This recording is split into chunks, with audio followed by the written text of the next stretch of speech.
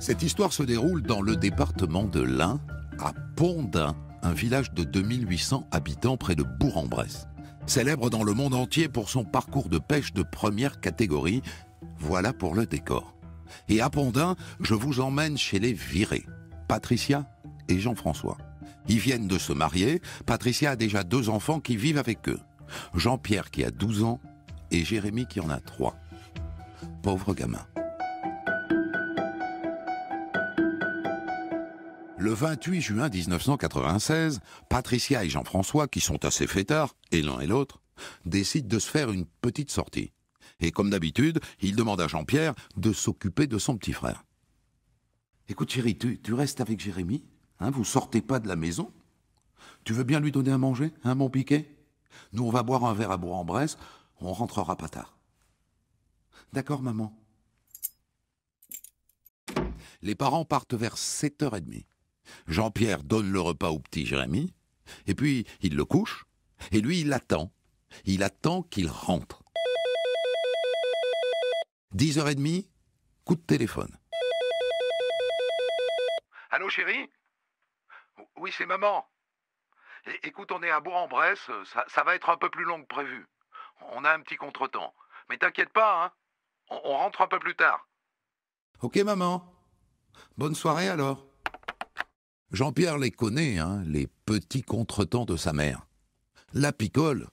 Plus d'une fois, il est allé chercher des binous et des clopes quand sa mère est avec ses copines. Et le nouveau beau-père, ils ne se sont pas mariés pour rien, hein. Même tonneau, un osseur. Donc le petit ne s'inquiète pas plus que ça, et il va se coucher.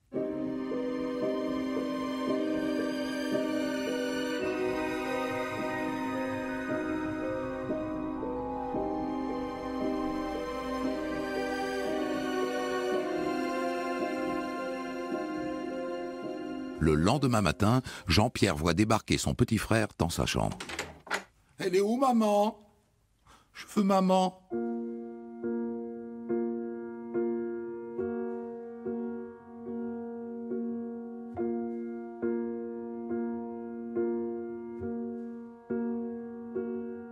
Il va voir dans leur chambre, ils ne sont pas rentrés. Il regarde dehors, pas de voiture. Ça l'inquiète. Mais pas plus que ça. Et toute la journée, il joue la nounou et il les attend. Et le soir, ils ne sont toujours pas là. Et là, il commence vraiment à s'inquiéter. Ça ne ressemble pas à sa mère. Parce que ne vous méprenez pas.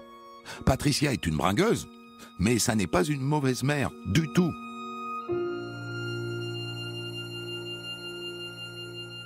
Alors, comme un grand, Jean-Pierre décide d'appeler la gendarmerie.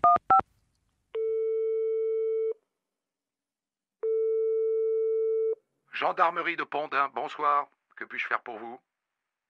Allô, bonjour. Je m'appelle Jean-Pierre Gamondès. Je suis tout seul chez moi. Ma maman et mon beau-père sont pas rentrés depuis hier soir. Tu as quel âge, Jean-Pierre? J'ai 12 ans. Et je suis avec mon petit frère de 3 ans, Jérémy. Bon, donne-nous une adresse. Et ne sors pas, nous allons venir te voir.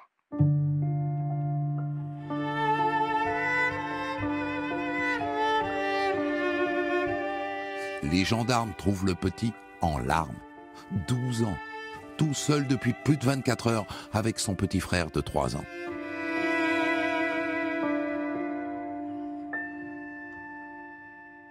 Dis-moi, Jean-Pierre, quelle heure il était quand ils sont partis, tes parents? Vers 7 heures? Tu n'as plus aucune nouvelle d'eux depuis? Si j'ai un coup de téléphone de maman. Elle était dans un bar. Elle m'a dit qu'elle avait un contretemps, mais qu'elle allait rentrer. C'était vers quelle heure? Vers 10 heures, je crois, mais je me souviens pas trop.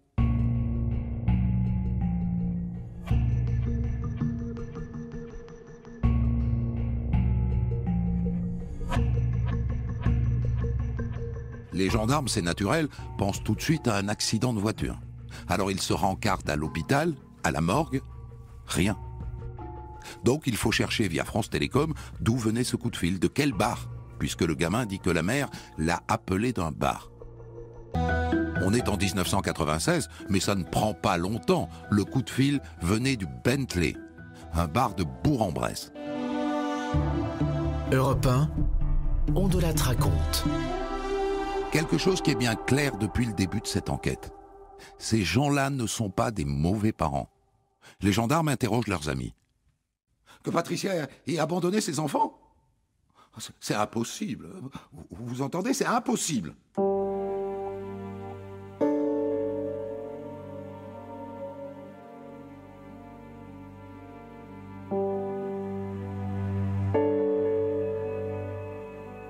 Les gendarmes apprennent à l'occasion que Patricia et Jean-Pierre se sont rencontrés dans une fête foraine.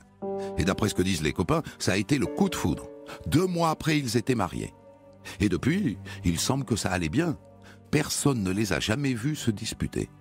Parce que c'est une piste, ça, l'un qui tue l'autre et qui se suicide ou qui disparaît après.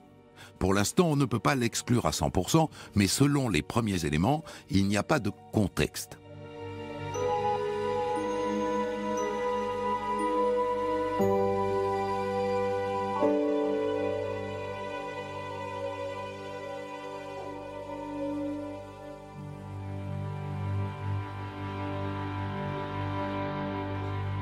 Alors que dit le patron du Bentley, où a priori ils ont passé la soirée, puisque c'est là qu'elle donne le coup de fil à son fils.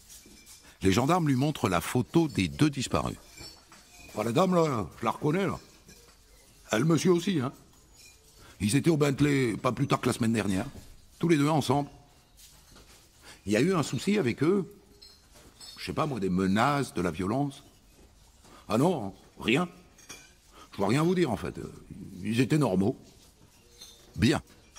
Ça ne fait pas beaucoup avancer l'enquête, ça. Donc dans cette affaire de disparition, il y a un contexte d'alcool. Et le reste, ce sont des ragots de village. Patricia aurait la cuisse légère. Ok. Et Jean-Pierre aimerait aussi les hommes. Bien. Ça nous ramène à la jalousie. À l'un qui tue l'autre. On l'avait écarté, mais ça redevient crédible.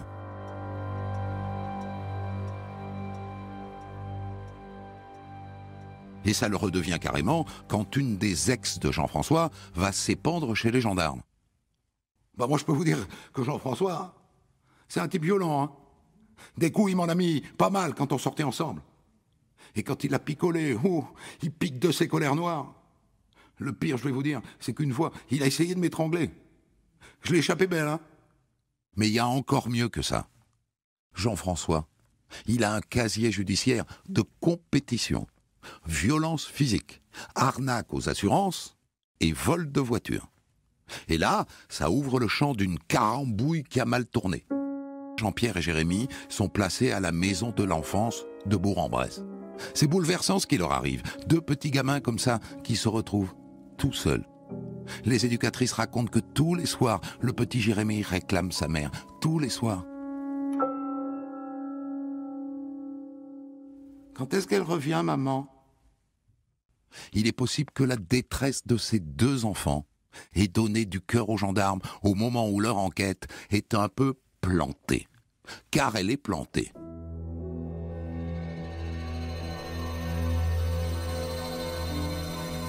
Maintenant, ça fait 2 mois qu'ils ont disparu. Le compte en banque de Jean-François, qui est pas mal fourni, n'a pas bougé. Ni avant, ni pendant, ni depuis leur disparition.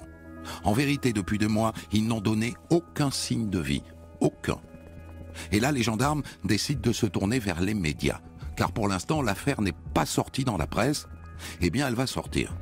La gendarmerie lance un appel à témoins. Et ça donne ça dans Le Progrès, le journal local. Un couple se volatilise entre Bourg-en-Bresse et Pont-d'Ain. Le couple circulait à bord d'une Renault 21 de couleur grise. Il n'a pas été vu depuis le soir du 28 juin dernier. Toute personne susceptible d'aider les enquêteurs est priée de contacter la gendarmerie de Pont-d'Ain. Et parmi les nombreux appels, un appel retient leur attention. Une Renault grise, ça m'a fait tout de suite tilt. J'en vois une depuis plusieurs jours. Elle flotte entre 2 eaux dans la Gravière, à Ambronay. Ambronay, c'est pile entre Bourg-en-Bresse et Pont-d'Ain. Les gendarmes vont tout de suite sur place. Et effectivement, une Renault 21 grise flotte dans le trou de la carrière. La plaque d'immatriculation est illisible, elle est couverte d'algues. Un gendarme descend dans le trou, il frotte la plaque c'est leur voiture. Un bras qui dépasse d'une fenêtre. Ils sont là, dans la voiture, morts. Europe 1. On de la raconte. Et donc on fait venir une grue.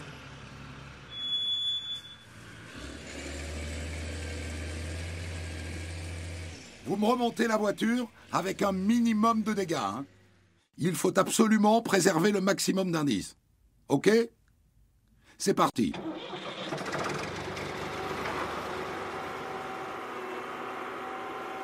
La scène est absolument glaçante. La voiture s'élève peu à peu, dégoulinante, avec ce bras qui dépasse par la vitre. La grue pose la voiture sur le sol. Les gendarmes se penchent. Les 2 cadavres sont dedans, un homme et une femme, Jean-François et Patricia Viret. Et quelques heures plus tard, à la maison de l'enfance, Jean-Pierre, 12 ans, voit débouler les assistantes sociales. « Viens Jean-Pierre, viens. Faut qu'on te parle. Jean-Pierre, on a retrouvé tes parents. »« Ah bon, ils sont où ?»« Ils sont morts. On les a retrouvés dans l'eau, dans leur voiture. » Alors que dit l'autopsie ? Patricia Viret a le larynx fracturé. Elle a donc été étranglée. Et Jean-François, c'est absolument terrible. On l'a émasculé, 3 cm en dessous de la base de la verge, en levant aussi l'un de ses testicules. Et après, il s'est vidé de son sang, il est mort d'hémorragie, une barbarie totale. Et là, évidemment, à cause du symbole, on se dit que celui qui a fait ça est sans doute un rival. On en revient donc à la vie sexuelle débridée des Viret. Monsieur Spiteri ? Vous savez pourquoi on est là ? Ouais, je m'en doute, ouais. Pour Patricia et Jean-François. Mais je peux vous le dire tout de suite, hein. Vous faites une erreur, c'est pas moi qui ai fait le coup. C'est Thierry Marot. On en parlera en garde à vue. Suivez-moi. Et les voilà donc tous les 3 en garde à vue. Et d'entrée, il se confirme que Spiteri est très bavard. J'ai rien fait, moi. C'est lui qui les a tués, c'est Marot. Et puis il y avait aussi son beau-frère, Michel Félix. Tiens, il y en aurait donc un 4e. On va le chercher. Et pendant ce temps, Pascal Spiteri continue de balancer. En fait, on avait rendez-vous avec Patricia et Jean-François au Bentley vers minuit. On devait trouver un arrangement pour l'histoire de la voiture. Vous voulez parler du différend que vous avez eu suite au saccage de la voiture de M. Viret ? Voilà, c'est ça. Et en fait, on n'a pas trouvé d'arrangement. On est parti vers un autre bar, un peu à l'écart, et puis on s'est expliqué, quoi. Sur le parking. Viret voulait que Marot paye. Et Marot voulait pas payer. Ça a merdé, quoi. Ça a tourné en bagarre. Et lui, Spiteri ? Il n'a rien fait alors, rien ? Il a regardé, il n'a aucun rôle ? Si. Si, j'ai un peu participé. Patricia, quand il y a eu la baston, elle a voulu appeler à l'aide. Elle a commencé à crier « Au secours, au secours !» J'ai tout fait pour l'empêcher, quoi. Je voulais pas qu'on l'entende. Je l'ai giflé. Et puis à un moment, j'ai carrément pété les plombs, quoi. Je l'ai étranglée. Quand elle est tombée par terre, j'ai compris que je venais de la tuer. Donc, selon Spiteri, c'est lui qui tue Patricia. Et Marot qui tue Jean-François. Et Marot, lui, qu'est-ce qu'il dit ? Et les 2 autres ? Europe 1, on de la raconte. Spiteri, dans ses aveux, décrit précisément la scène. Pendant la bagarre, Jean-François est assommé et inconscient. Ils le mettent dans la voiture, ils chargent aussi le corps de Patricia et ils vont jusqu'à la gravière. Et c'est là, selon Spiteri, que Thierry Marot sort Jean-François de la voiture et lui sectionne le sexe. Et ensuite, avec son beau-frère Michel Félix, il pousse la voiture dans le trou d'eau. Alors que dit Thierry Marot ? Mais je vous jure, j'y étais pas. J'étais pas là. Vous pourriez nous le prouver ? J'étais chez moi. C'était un vendredi soir. Je me suis fait une soirée télé. Ah ? Et qu'avez-vous vu à la télé ce soir du 28 juin ? Il décrit vaguement des programmes de télé, mais franchement sans convaincre. Et le beau-frère alors ? Michel Félix, qu'est-ce qu'il a à dire ? J'étais pas là. C'est totalement faux. Moi, je les connais pas, ces gens-là. Qu'avez-vous fait le soir du 28 juin? Bah, j'ai préparé ma pêche à la grenouille du lendemain. Un alibi absolument invérifiable.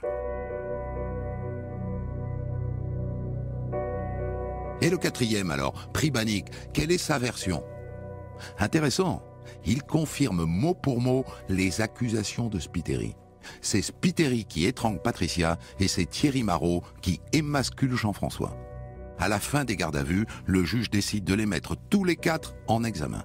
Tous les quatre, pour homicide volontaire.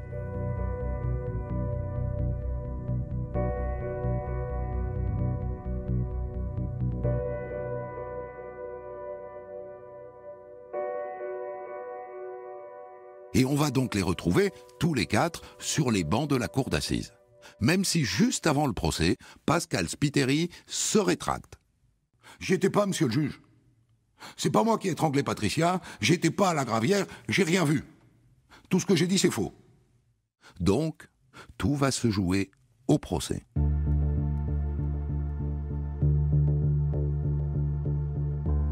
Le procès s'ouvre en juin 1999 devant la cour d'assises de Bourg-en-Bresse. Pour l'anecdote, c'est Georges Fenech, devenu depuis député républicain, qui est avocat général. Les enfants ne sont pas là, je vous le dis tout de suite. Jean-Pierre a maintenant 15 ans, Jérémy en a 6. Ils seront représentés par un avocat, mais on ne pouvait pas leur imposer la litanie des souffrances qu'ont subies leur mère et leur beau-père.